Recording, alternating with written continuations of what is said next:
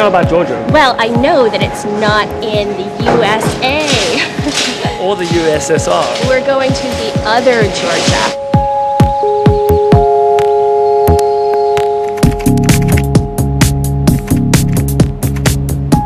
So we've got a nighttime flight, but I've got so many deadlines. It's 2:30 in the morning and it's been a really long flight, but we're here. Oh man. We were in transit for 32 hours. Sleep's not to be had. It's funny, I came here knowing nothing about Georgia. Although its history speaks of warfare and conflict, the country prides itself on its hospitality. It seems like a bizarre contradiction, but time will tell. Stand back as we fight to find our story here in Georgia.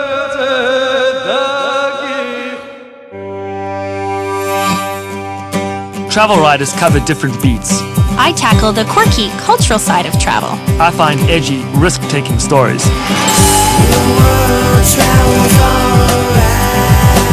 The trick is to find stories that inspire.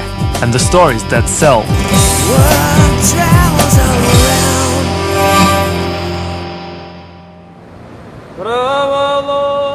It's all happening in Tbilisi. I like to do this when I come to a new country, you know? Like, go to the highest point, have a look, get a nice little survey of what the place looks like. Feels like the rest of Eastern Europe, but there's no tourists. That's good. Yeah, I feel like we're getting like a hidden gem, you know? A place where people don't normally go. Doesn't work. But these bathhouses look amazing, and that one's really, really cool. Beautiful. The Georgian history has it that the waters here are great for your health. You can smell sulfur. I can smell the sulfur, I know. You know, when I was looking around for something to do here in Georgia, I was fascinated to find out that there's a martial arts in Europe, and it's from Georgia and it dates back thousands of years ago.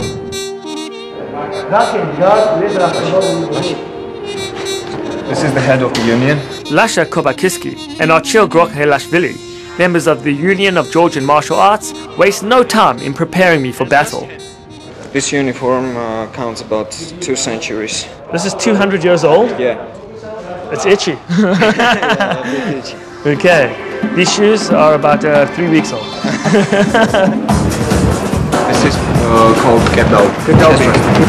So this is traditional wrestling. So no hand. No head. Another kind of wrestling. This is wrist. Wrestling for wrist. You see? I can tell you that within seconds, just about every muscle ligament in my wrist is being twanged and pulled. Dummies. In the traditional fights, it would generally result in a broken wrist or broken fingers, that kind of thing. So they've stopped that, fortunately. Now come the fist. Watch this. This is warm-up, mind you. This is warm-up. Okay?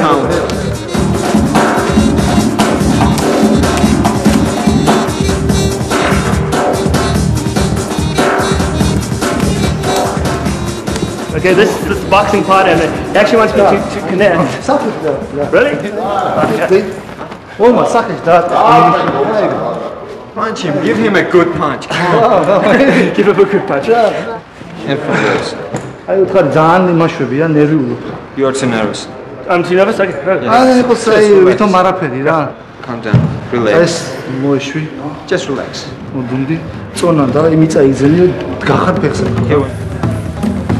I learned punches, some wrestling techniques. Look at this thing.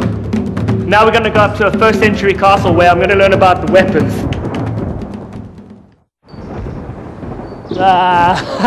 Rain.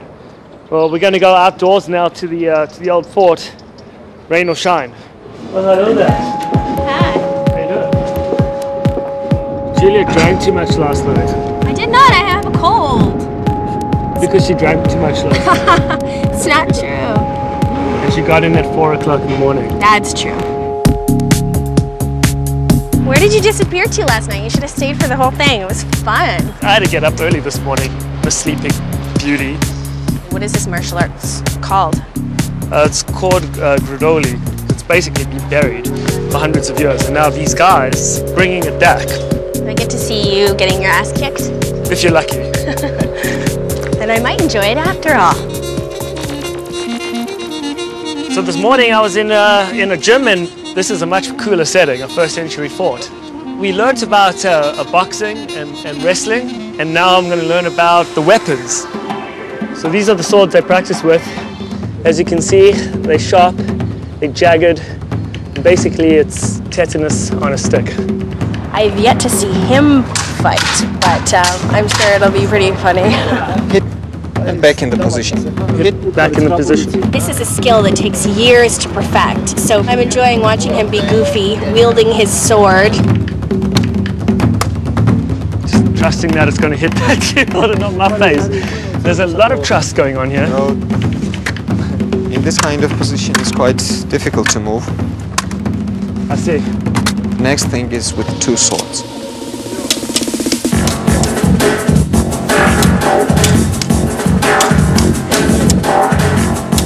This is actually really amazing. I've never seen this before. Robin's got a good story here. It was almost an eye. Wow, that was amazing. You want to try that? No. No, I don't want to try that. There's a guy behind me wielding an axe. For the first time I'm sitting over here thinking, am I safe? So the axe is the biggest weapon to be held by... This is called tabari. Tabari? Yeah, tabari. In back. Right. Can I try? Yeah, of course. Okay. Be careful with your knees. Oh my god, now Robin's got the axe. Now I'm seriously in trouble. I'm like cringing in the corner. Right now what you have is a petrified cameraman. Petrified everybody else too, I think. Oh god. I suggest you stand back, my friend, because...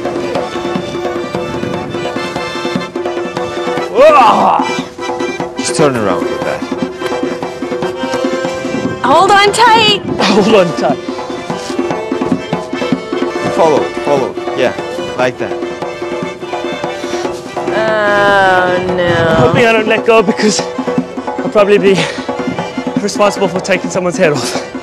That's cool. If I had to let go of anything, it's coming straight at you. You know that? I know. Travel writer kills other travel writer in freak medieval weapon accident.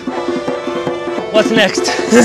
Problem, it's starting to rain. Oh my god, and when it rains here, it really rains. I gotta go.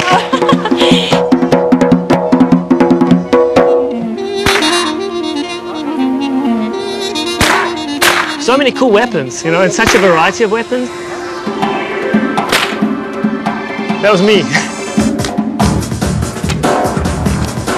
The fact that nobody outside of Georgia knows that there's a martial arts that goes back 1,000 years, the fact that it's been reborn in this day and age, makes it just a terrific story.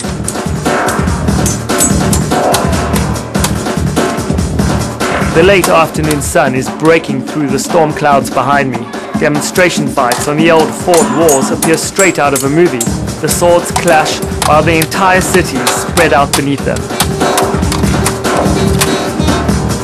There are karate and kung fu schools all over the world. One day there could be Georgian martial arts schools too.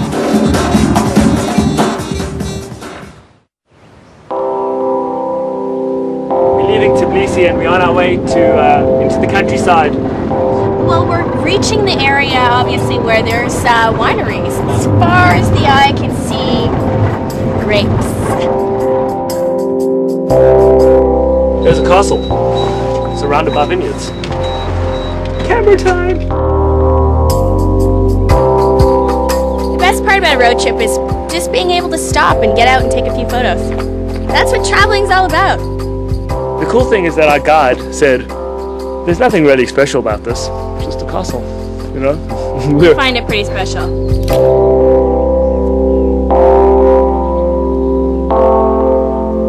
We've been traveling together for about, 26 countries or something. You can't take Julia anywhere because she has a habit to find cute Swiss boys on bicycles, even in remote castles in Georgia. It's unbelievable. Bye.